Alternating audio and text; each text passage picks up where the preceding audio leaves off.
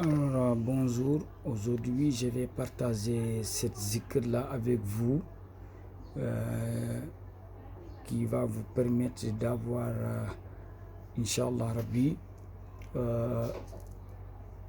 Inch'Allah, de l'ouverture dans cette année parce que c'est dans cette nuit destin-là qu'Allah va tout programmer dans notre vie.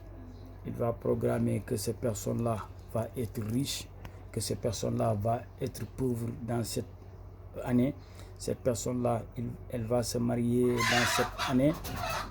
Autre personne-là, elle va mourir. Cette personne-là, on va prolonger sa longévité. Tout, Inch'Allah, Rabbi Ta'ala, sera programmé dans cette nuit de destin qu'on appelle Laylatul Qadr, Khayru min Elf Shahri. Allah a dit dans le Coran que c'est meilleur que 1000 mois. Alors, ça n'est pas aussi une nuit, n'importe quelle nuit. C'est la nuit des nuits.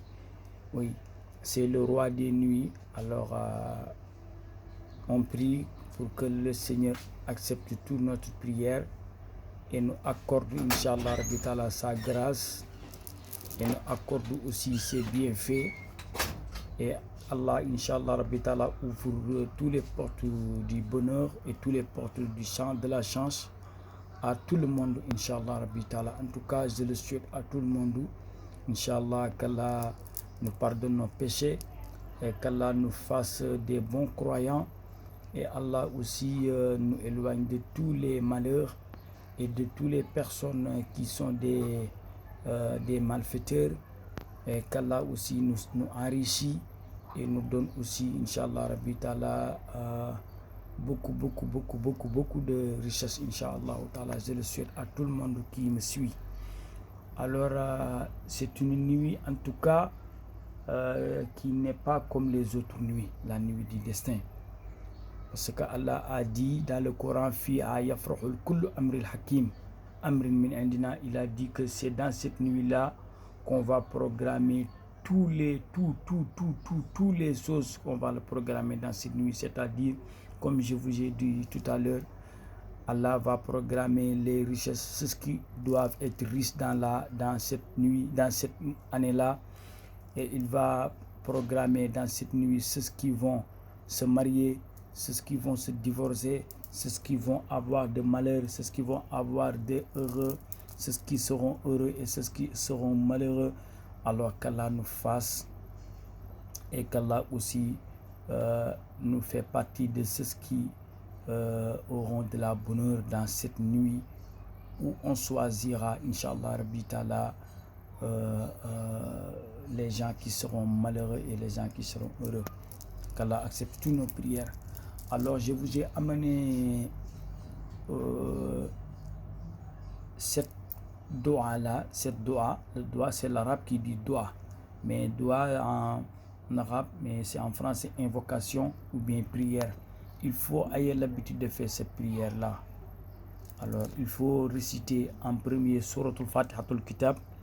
Bismillah ar-Rahman ar-Rahim. Alhamdulillahi Rabbil Alamin ar-Rahman ar-Rahim Maliki Yawmiddin.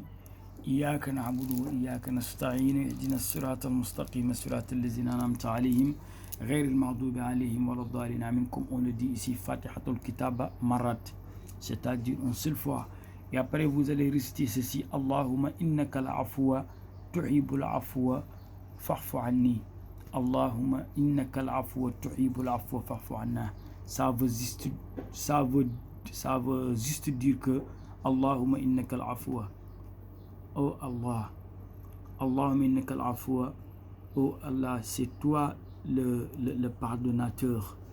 Tuhibbul afwa, et aussi tu aimes c'est-à-dire Allah aime ceux qui demandent le pardon. Fa'fu anni, pardonnez-moi. Allah, tu es le pardonnateur, alors tu aimes ceux qui demandent le pardon, alors pardonne-moi. C'est ce que cela veut dire. Allahumma innaka al-afwa tuhibbul afwa fa'fu anna. Si vous pouvez le faire 100 fois dans cette nuit du destin. Wallahi, Allah va vous pardonner votre péché de l'année dernière et aussi de l'année suivante. Allahumma innaka afwa tuhibbul afwa fa'fu anna. C'est pas difficile de le dire, il faut le dire juste 100 fois. Et si vous avez cette chapelet-là, comme ceci, comme le mien, vous savez que c'est 100 perles. C'est 100 perles. C'est un chapelet de 100 perles, vous le voyez. Alors vous allez vous asseoir sur votre tapis. Vous allez vous asseoir sur votre tapis et vous allez le faire. Allahumma innaka al-afwa tuhibbul afwa fa'fu anna. Allahumma innaka al-afwa tuhibbul afwa fa'fu anna. Allahumma innaka al-afwa tuhibbul afwa fa'fu anna. Allahumma innaka al-afwa tuhibbul afwa fa'fu anna. Allahumma innaka al-afwa tuhibbul afwa fa'fu anna. Ou bien fa'fu anni. Fa'fu anna, c'est une seule personne, c'est-à-dire fa'fu anna, c'est tout le monde. Fa'fu anna, c'est cette évocation, ça engendre tout le monde. Mais si vous disiez fa'fu anni, cette invocation concerne toi-même. Mais le meilleur, c'est de dire fa'fu anna, c'est-à-dire d'implorer le pardon à tout le monde. Alors vous pouvez le faire jusqu'à 100 fois cette perle-là. Vous avez cette perle-là, vous allez le faire 100 fois. Et vous allez prier pour votre famille. Et même vous allez prier pour les morts. C'est important de prier pour les morts. Alors il faut prier, beaucoup prier dans cette nuit-là, qu'Allah vous accorde ses grâces et qu'Allah vous accorde ses bienfaits. Si vous avez des choses à faire et qui vous est difficile, vous avez une entreprise qui est en faillite, vous avez aussi une maison que vous voulez construire, vous avez des problèmes, n'importe quel problème, il faut invoquer cette invocation et vous verrez la suite. Inch'Allah, Allah va vous assister et Allah va répondre à votre appel, Inch'Allah, dans cette nuit du destin. Inch'Allah, j'ai prié à Allah pour que Allah exauce toutes les prières, Inch'Allah. Si vous voulez, vous pouvez le prendre et de le faire, Inch'Allah, par ma permission. Alors, Fatihatul Kitab et après, Allahumma innaka al-afwa tuhibbul afwa fa'fu anna ou bien fa'fu anni. Allahumma innaka al-afwa tuhibbul afwa fa'fu anni ou fa'fu anna 100 fois et après vous allez invoquer à Allah tout ce que vous voulez dans ce monde-là, Inch'Allah. Allah va répondre à votre appel, Inch'Allah. Assalamu alaikum.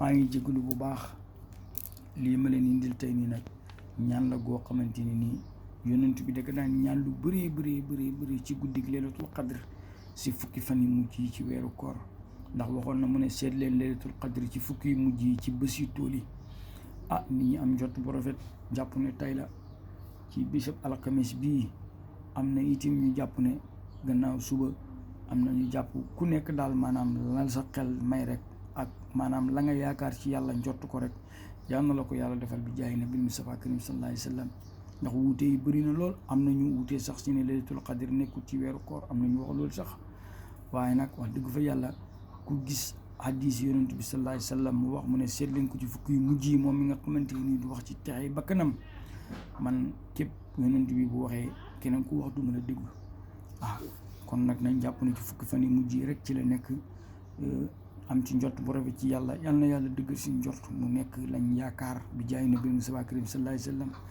guddi goo xam ne xayrun min alfi shahrin moom moo gën junne weer fiha yufraxul kullu amril hakim guddi gi nga xamante ne nii ci la ñuy atte mbooleem jëf yi maanaam kii dafay baax kii day bon kii dina am ci at mi kii du am ci at mi kii day dund ci at mi dañuy yokk atami ci at mi kii duñ yokk atami ci at mi kii dina feebar ci at mi kii dina wér ci at mi kii dina nangam ci at mi lii dina am lépp tey jii la ko yàlla di dogal waxuma ko di nekkul samay wax boo demee ci suratu duqaan yàlla moo ko wax foofu inna anzalnaa fi laylatin mubaraka inna kunna munzilin yàlla moom moo wax loolu man newul samay wax ba dem ci ba ne fiha yufraxul kullu amril hakim amrin min indina ci la ñuy ndogal yëpp ci guddi googu yàlla moo ko wax de yal na yàlla guddal seen fan bi jaay nabil Mustafa karim sallallahu alayhi wa sallam yal na yàlla may ñu fan bu gudd tam may leen ko yéen ñii seetaan yal na leen ko yàlla may yow miy déglu lii maa ngi lay ñaanal yal na yàlla guddal sa fan te wéral say cër bi jaay nabil Mustafa karim sallallahu alayhi wa sallam yal na yàlla boole taxawuñu yàlla ubbil ñu seen buntu xéwale ci buntu wërsëg gi yal na yàlla làquñu fu yàq xaggut bi jaay nabil Mustafa karim sallallahu alayhi wa sallam yal na yàlla defal ñu tawfiq yal na yàlla defal ñu taysiir muy yomb yal na yàlla defal ñu tawfiq defal ñu taysiir muy yomb yal na yàlla defal ñu xaafiya muy wér-gi-yaram yal na yàlla defal ñu xafuwa muy ak njëggal yal na yàlla defal ñu tawfiq wa taysiir defal ñu xaafiya defal ñu xafuwa muy ak njëggal fi dunya wal axira defal ñu ko ci àddina ak ci àllaaxira yal na yàlla xiir ñu ci lu baax, yal na yàlla xiir ñu ci topp ko yaa rabbi bi jaay nabi Mustafa karim sallallahu alayhi wa sallam. yal na yàlla xiir ñu ci topp ko, ci topp ay ndigalam, xiir ñu ci bàyyi ay tereem bi jaay nabi Mustafa karim sallallahu alayhi wa sallam. yal na yàlla faj soxla yi ak aajo yi, millions yeeg milliards yi ni ngi di ñaan yàlla nañu ko yàlla nangul yaa rabbi. yàlla def ñu yaa rabbi ñu nekk ay boromi millions yi milliards bi jaay nabi Mustafa karim sallallahu alayhi wa sallam. gannaaw bu yàlla defee loolu, yàlla bu yàlla saxal alal ji ci seen xol yi, yàlla na yàlla des di sax ci seen xol yi moom képp bi jaay nabi Mustafa karim sallallahu alayhi wa sallam yaa rabbi. allahuma sabbir qulubina ala taatika, yàlla na yàlla jëmbat ci seen xol bi topp ko. allahuma sabbir qulubina ala diinika, yàlla na yàlla jëmbat ci seen xol yi diineem. allahuma sabbir qulubina ala diinati muhammadin nabina muhammad alayhi salatu wasalaam, yàlla na yàlla saxal ci seen xol yi diine yonent yàlla muhammad sallallahu alayhi wa sallam muy lislaam. allahuma innaka al afuwa tuhibbul afwa fa'fu anna, yàlla yow yaa bëgg kii baalu te yow rek yow yaay baale, yàlla nga ñu baal yow yàlla. ñoo ngi ñaan yàlla yaa rabbi, yal na yàlla defal ñu tawfiq, yal na yàlla musal ñu sàmm te wattuñu, yal na yàlla hubbi ñu, yal na yàlla ubbi buntu xéwal ak buntu wërsëg yaa ji mu ñaan ñu, yal na yàlla ubbi buntu xéwalam yeeg buntu wërsëgam yaa rabbi ci barke Seydina Muhammad sallallahu alayhi wa sallam te mu ñaan ñu yaa rabbi. yal na yàlla may ñu alal ju bëree bëri yaa rabbi, yal na yàlla feesal seen loxo yi ak alal yaa rabbi ci barke yonent yàlla Muhammad sallallahu alayhi wa sallam te feesal seen xol yi ak moom. yàlla bu feesalee xol yi ak boppam te feesal loxo yi ak alal rek, luñ ci am rek dañ koy sant yàlla te dinañ ko mën a delloo ci yàlla mu ñu ko jox. waaye yàlla bu jëlee alal def ko ci sa xol bi, mooy nar ngaa sonn. li tax ma ne nar ngaa sonn mooy loo ci am ak lu mu bëri bëri rek doo doylu. kon yal na yàlla may ñu yaa rabbi seen xol yi moom rek mu nekk ca. yal na yàlla feesal xol yi ak boppam te feesal loxo yi yaa rabbi ak adduna bi jaay nabi Mustafa karim sallallahu alayhi wa sallam, ba nga xam ne lépp lu ñu may ci wàllu adduna buñ koy soppandiku rek dañ koy def ci lu ko neex ak ci loo xamante ni lu mu gërëm la. ndaxte nag dund gi ak lu muy bëri ak lu dund gi yàgg ak lu dund gi neex bés dana ñëw boo xamante ni nii du ñàkk mukk faw ñu dajee ak seen borom. ndax yàlla moo wax mu ne wattaqu yawma turja'u fihi ila Allah, wattaqu na ngeen ragal yow ma bés ba nga xam ne turja'u da ngeen dellu fihi ila Allah jëm ca seen borom. bés boobu bés bu jaru suuraale la. dundal lu la neex ci àdduna waaye da ngay dee. yonent yàlla nuuhin rek misaal la ci. yonent yàlla nuuhin dund na junney at te bés ñëw na mu gaañu. xam nga ne junney at ni ku caaxaan, junney at moo ëpp téeméeri at tu moromam te fu mu ne nii ci nettali ci la mujj. kon dund gi lu mu bëri ak lu mu yàgg rek dee rek ci la jëm. kon ñu ngi ñaan yàlla, yal na yàlla may ñu mujj ku rafet, yal na yàlla may ñu dund gu texe, dee gu texe. yàlla may ñu fan wu gudd, may ñu wér gi yaram, ñu jël seen kattan ak seen alal yëpp dépensé ko ci bëgg ko ak ci topp ko ak ci defal waay yàlla yi, di saraxe te yàlla tax, di joxe te yàlla tax, tam nekk sutura. ndax yàlla moo wax mu ne booy joxe ne nekk sutura, allazina yunfiquna amwaalahum fi sirrin wala ananiya, ñi nga xam ne dañuy séddale seen alal ci maanaam sutura ak ci lu yàlla gis. waxin la, nit man ngaa dimbale nit ci sutura te kenn du ko yëg, waaye bu nekkee lu nit ñi mënul ñàkk yëg, koo xam ne dangaa daje moom mu ne la may ma nga yëkkati jox ko nit ñi teg seen bët, loolu dara newu ci. waaye na fekk rek te yàlla tax nga koy def. lépp lu waay di def na nga ko def te yàlla tax. ndax Laxdari yu sax loolu la jàngale. waaw lépp looy def rek na yàlla tax, waaye lépp looy def loo xamante ni yàlla taxut, amaana bés dana ñëw nga réccu la nga ko doon defee. waaw ndaxte nit ñi léegi nii koo ci defal te yàlla taxut it, wax dëgg yàlla bés mën naa ñëw mu def la lu la métti loo xam ne da nga réccu la tax nga ko doon def. waaye bu fekkee yàlla moo tax nga ko doon def, ak lu mu la mën di fayee rek, yow sa xol day sedd, ndaxte yàlla rek moo taxoon ngay def. kon yàlla nañu yàlla dimbale ñuy def tam tax rek moom kenn. waaye loolu maqaama la, man damay wax ne maqaama la. def te yàlla tax niwul ne kum neex nga def ko. waaw war a dimbale nit te kenn yëgul nga jël rek def te yàlla tax, kooku maqaama la. yal nañu yàlla dimbale may ñi maqaamaay def te moom rek mu tax bi jaay nabi Mustafa karim sallallahu alayhi wa sallam. yàlla ubbi xéwali ci ñun, yal na yàlla ubbi wërsëg yi, buntu xéwali ak buntu wërsëg yi mu saawaan baawaan bi jaay nabi Mustafa karim sallallahu alayhi wa sallam. yàlla musal ñu ci defkat yu bon yi ak waxkat yu bon yi. yal na yàlla sàmm ñu, wuttuñu yaa rabbi, làquñu fu yàq ak gut bi jaay nabi Mustafa karim sallallahu alayhi wa sallam. yàlla feesal xol yi ak moom ak bëgg ko ak topp ko, te feesal loxo yi ak àdduna ak alal bi jaay nabi Mustafa karim sallallahu alayhi wa sallam. ba pare xirtal ñu ci ñi ciy def lu baax, ndax alal lu mu bëri lépp loo ca def ëllëg yàlla dana la ko laaj. yàlla dalay laaj de waaw fa man yaxmal misqala zaratin xayran yarahu képp ku def lu baax lu toll ni talfatal ayni yàlla dana la ko jox, dana la ko wan, dana la ko fay. ba pare mu ne wa man yaxmal misqala zaratin charran yarahu képp ku def lu bon lu toll ni talfatal ayni yàlla daa la ko wan te daana la ko fay ba nga xam ne fay na la ko. yàlla nañ jëfal yàlla lu baax loo xamante ni yàlla danañu ko mën a fay. yal na yàlla xiir ñu ci def lu baax bi jaay nabil Mustafa Karim sallallahu alayhi wa sallam. su ma toppoon ñaani du jeex du xaaj, waaye daal lii ku ko man na nga ko def tey ci guddi gi. fatihatul kitab muy alhamdulillahi rabbil alamin ba jeex boo pare nga jàng allahumma innaka al afwa tuhibbul afwa fa'fu anni wala fa'fu anna nga def ko téeméer yoon ñaan yàlla yàlla jéggal la say bàkkaar ubbil la say buntu xiwal defal la tawfiq defal la taysir defal la xafiya ak xafuwa fi dunia wa fil axira. yàlla mën na ko yal na yàlla def ko bi jaay nabi Mustafa Karim sallallahu alayhi wa sallam. bi ñaan yàlla bi yàlla na yàlla nangul ñu suñu koor, nangul ñu suñu jaamu yàlla, nangul ñu mboolem xasanaat yi ñu ci def muy baax yi ñu ci def. yàlla am na ko mën na ko yal na yàlla defal ñu ko bi jaay nabi Mustafa Karim sallallahu alayhi wa sallam.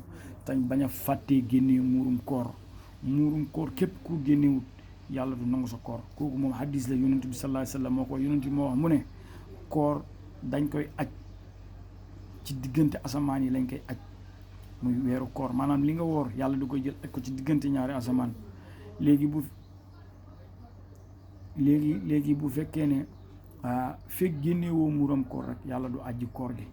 muuram koor nag boo koy génnee la nga xam ne moom ngay dundee la ëpp ci la ngay dundee moom ngay jël nga génnee ko muuram koor. bu fekkee ne da ngaa gis ne yow sa dund la ci ëpp ceeb la na nga génnee ceeb nga joxe ko muuru koor. boo koy jox nag nga jox ko koo xamante ni yelloo na ko nga jox ko. bu fekkee ne maanaam mënoo ko loolu nga seet ko ci maanaam bu fekkee dugub moo ëpp ca la ngay dundee nga génnee dugub nga joxe. lu ëpp daal ca la ngay dundee yow ci sa bopp yow xam nga ko kenn gënu la koo xam nga génnee ca muurum koor nga jox ko ñi nga xam ne yelloon nañ ko. boo ko defee yàlla daal di wàccee koor gi daal di ko ajji. bu ko defee nag koor gi daal di nangu. yal na yàlla may ñu koor gu nangu, yal na yàlla nangu ñu suñu jaamu, yàlla nangu ñu lépp lu baax lu ñu ci def bi jaay nabi Mustafa Karim sallallahu alayhi wa sallam. bu ñu fi toogee du ma fi jugee ndax li ñu war a wax lépp ci lu baax xajut ci benn bi, waaye ñu wax ci liñ ci mën rek. yal na yàlla nangul ñu ñëpp te nangul leen defal ñu jàmm incha allah. asalaamaaleykum.